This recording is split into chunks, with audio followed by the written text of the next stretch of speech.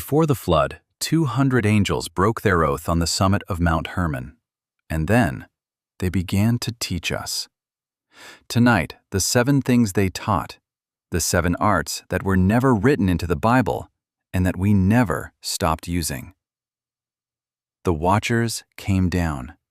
The school they opened is still open. The 7 forbidden arts. The story begins in a sentence so small you could almost miss it. Genesis chapter 6, verses 1 and 2. And it came to pass, when men began to multiply on the face of the earth, and daughters were born unto them, that the sons of God saw the daughters of men, that they were fair. That is all the canonical Bible gives us. 2 verses, a door, half open, into something the rest of the page refuses to describe.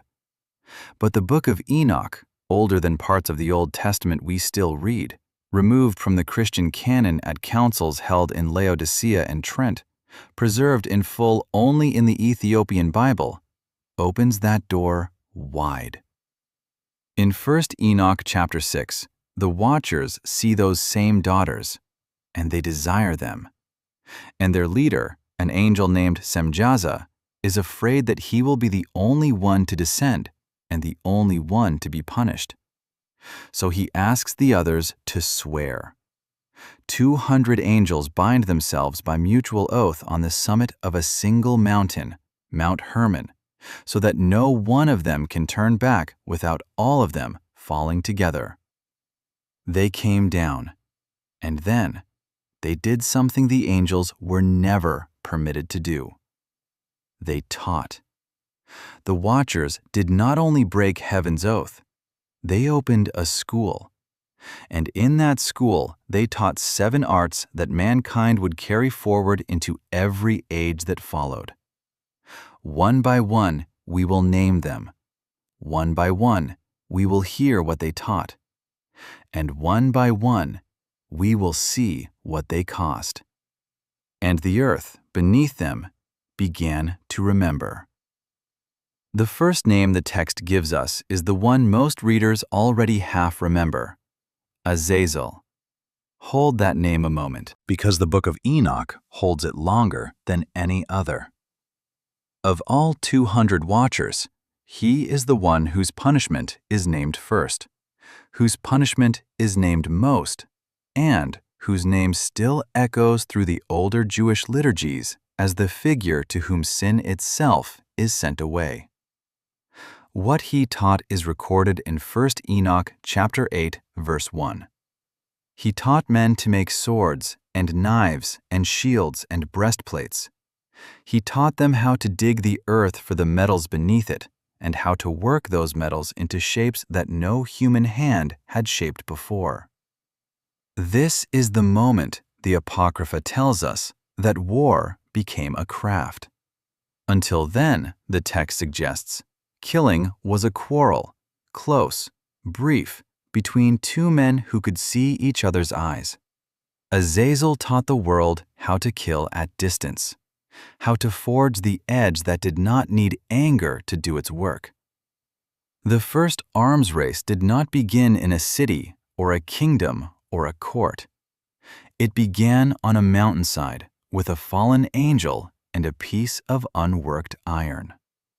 But the same verse hides something else inside it.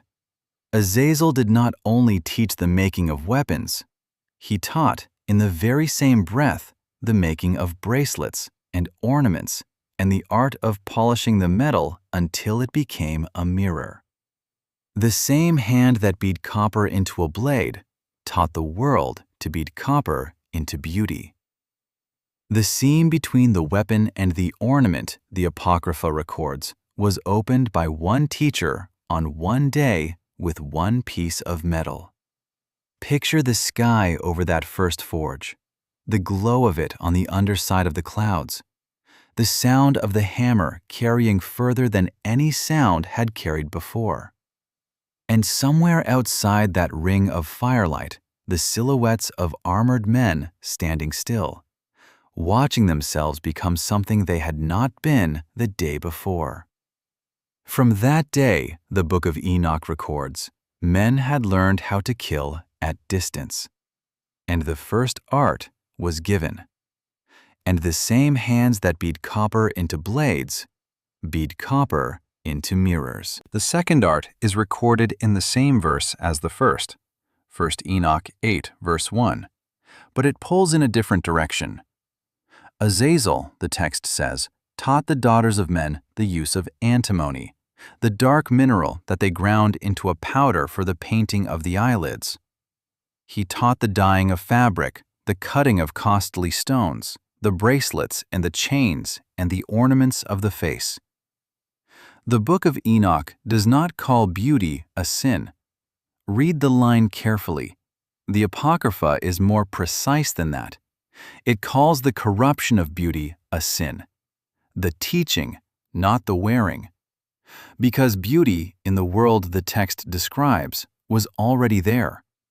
The daughters of men were already fair. That is how the watchers saw them in the first place.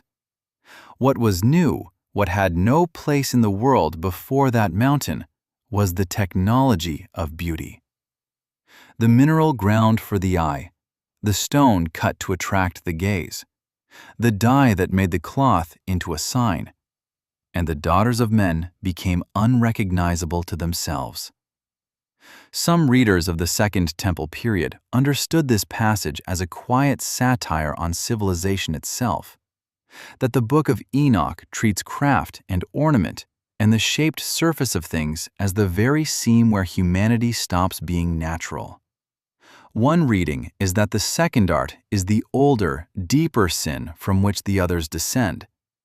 That is one reading. The text itself is more careful. What the text holds, and what we will hold here too, is the smaller, sharper claim. That a knowledge meant for heaven was poured down into a world that did not have the strength to carry it.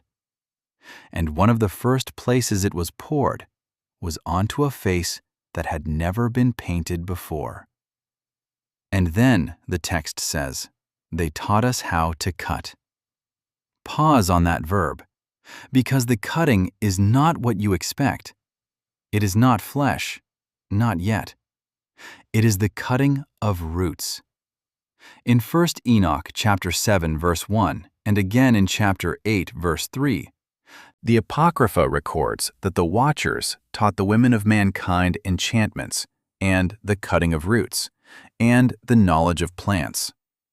Three things named together on purpose because in the world the text describes they were not three things. They were one teaching. A later word for what was passed down on that mountainside is Pharmakeia, a Greek word, the same root that gives us the modern word pharmacy and the modern word poison. That ambiguity is not an accident. Christian writers in later traditions read the third art through this single word, because the word holds in itself the shape of the sin. Medicine and poison were taught as the same discipline. The cup that healed and the cup that killed were stirred by the same hand, with the same root, by the same teacher. The Book of Enoch is not condemning the healer. Read it carefully. The text is precise in a way modern readers sometimes miss. The sin is not the herb. The sin is not the root. The sin is the unauthorized passage of a knowledge that mankind was not, in this telling, ready to receive, passed by beings who had no right to be the ones to pass it. What was painted on the eye outside was now poured into the cup inside. And the women learned, and the children that were born after them were the first generation to be born into a world where every cup carried two possibilities. The Book of Enoch records the cost of the third art in a single, quiet line. Women began to die in childbirth, and the children that lived were not as their mothers had been, stronger in some ways, stranger in many. the first generation of a world that had been touched. The third art was given. The school on the mountain was halfway full, and the earth, by now, had begun to listen. 3 of the 7 arts have been named. 4 still wait. But before we walk further down the mountain, the worst of the 7 has not yet been spoken. The hardest of the teachings, the apocrypha records, was not the blade. It was not the painted eye. It was not even the cup with 2 possibilities. The hardest was what came next. Because what came next was not a thing the watchers gave to the hand.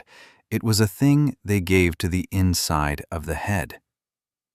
Look back to the mountain, Mount Hermon, at night, in a stillness so deep that the trees themselves seem to be listening. 4 angels are already gathered: Semjaza, who proposed the oath; Baraqijal, who watches the stars; Kokabel, who has begun to draw the constellations onto a piece of stretched skin; and Sariel, who has not yet spoken, but who is looking only at the moon. These 4 are the second school. This is where the school turned upward. The 4th art belongs to Semjaza. He is the leader of the 200. He is the one who proposed the oath that bound the others to the descent. He is also, according to 1 Enoch chapter 8, verse 3, one of the angels who taught enchantments and the cutting of roots. You will notice as you read the text closely that the 3rd art and the 4th art overlap. The Book of Enoch is layered, not linear. The same teaching can be attributed to a different teacher in a different verse from a slightly different angle. The apocrypha is not a textbook. It is a memory, and memories repeat. But the 4th art, when the text returns to it, is given a sharper edge. An enchantment in the world the Book of Enoch describes is not a hand gesture. It is not a wand. It is a word. A word spoken with the intent that the word itself should bind the world. That is the sin. In the older theology of the Apocrypha, language was not a human invention. Language belonged first to heaven. To name a thing was, in some sense, to share in heaven's authority over it. To teach a man how to bind another with a spoken word was, in this telling, to hand him a fragment of an authority that had never been his to begin with. Some later traditions remembered this teaching as the first source of formal magic. The incantations carved into clay tablets and bowls across the ancient Near East. The names of demons written on the inside of cups so that a single sip would silence them. One reading is that the 4th art is the root of every magical text the ancient world ever produced. That is one reading. The Book of Enoch itself is more restrained. What the text says plainly is this: a word was spoken in a way that words had not been spoken before. The earth around it darkened in a way the earth had not darkened before. And from that night onward, mankind possessed a craft that had been built to be heaven's alone. And once words could bind the earth, the next teachers turned their eyes upward. The 5th art belongs to Baraqijal. His name, in some readings of the older Aramaic, carries the meaning of lightning, a flash of sudden seeing. And what he saw, the text says, were the stars. In 1 Enoch chapter 8, verse 3, the Apocrypha records that Baraqijal taught mankind astrology. And here the text demands a careful ear, because the Book of Enoch does not condemn the watching of the sky. The watching of the sky was given to mankind from the beginning.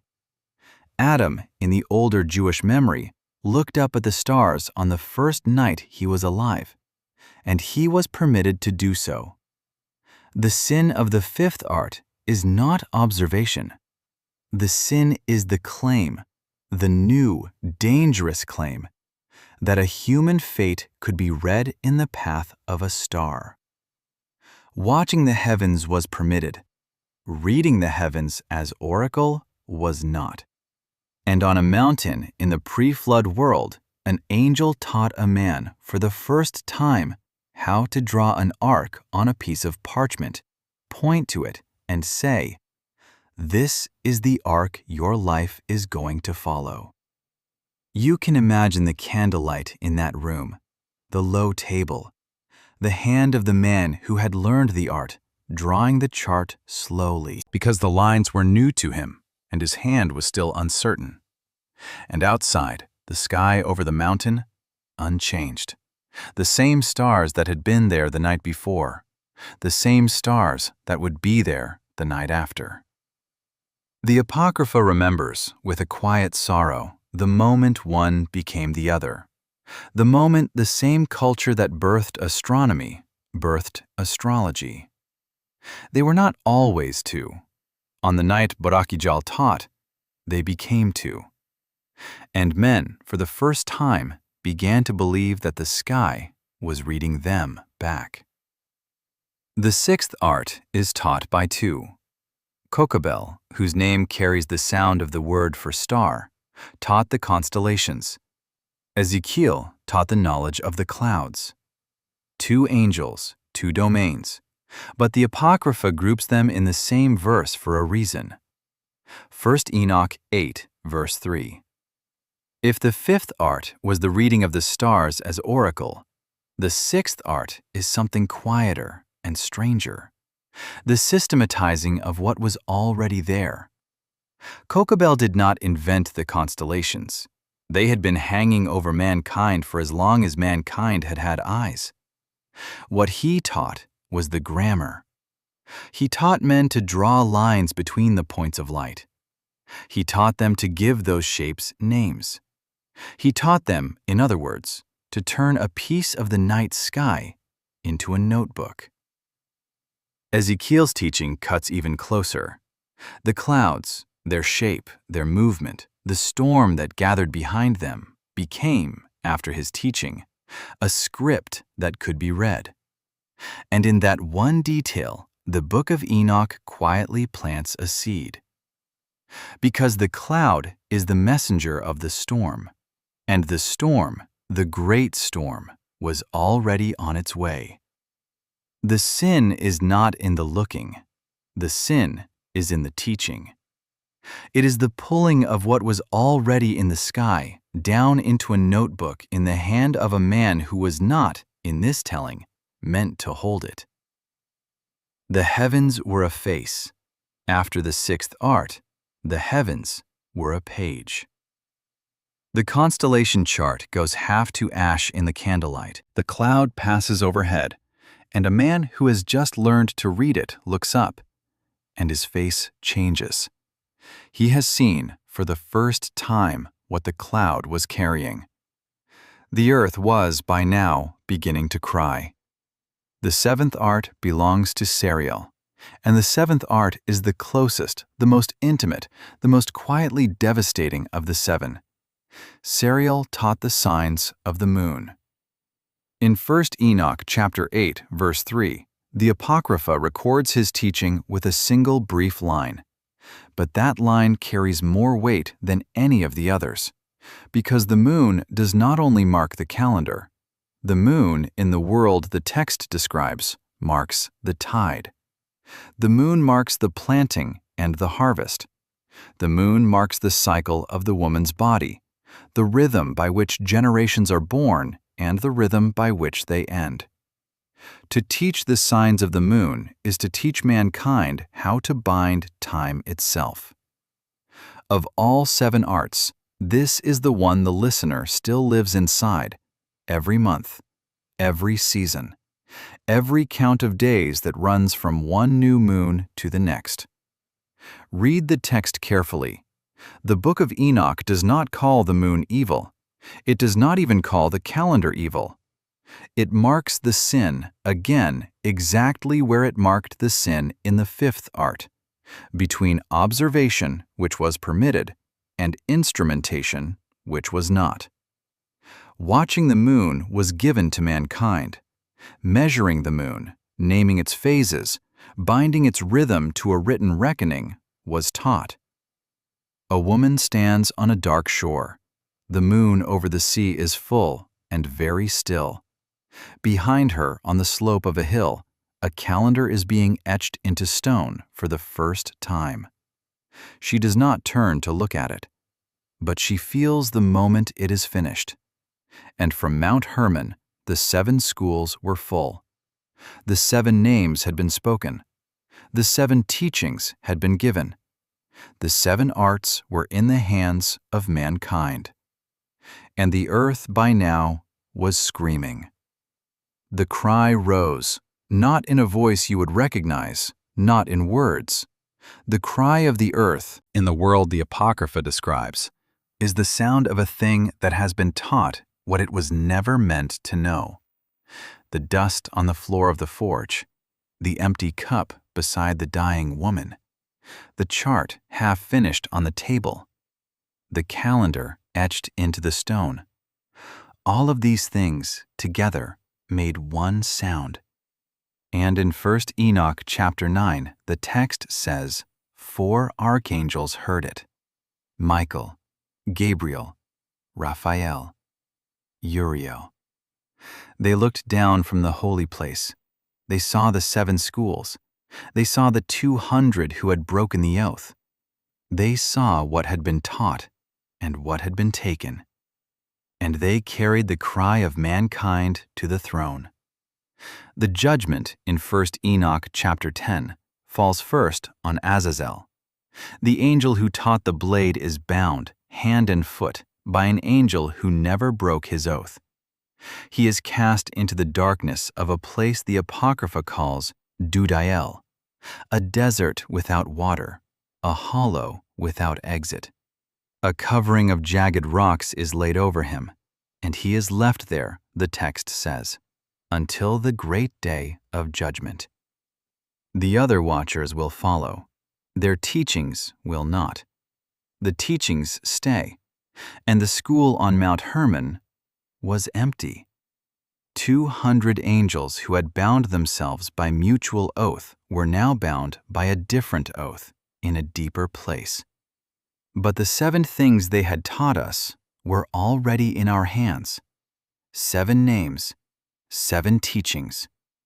1 oath, broken on a mountain we can still find on a map. Mount Hermon stands today on the border between Lebanon and Syria.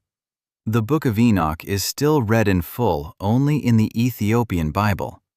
The 200 names are still preserved in old manuscripts on shelves the world has mostly stopped opening. Whether you read this as record, as warning, or as the dream of a people who feared what they had become, the 7 arts, once taught, were never unlearned. But Enoch had already been taken up, and what he saw next in the 7 heavens above the 7 sins, no human had seen before. If you would walk that road with me, the channel is Enoch. The next chapter will be waiting.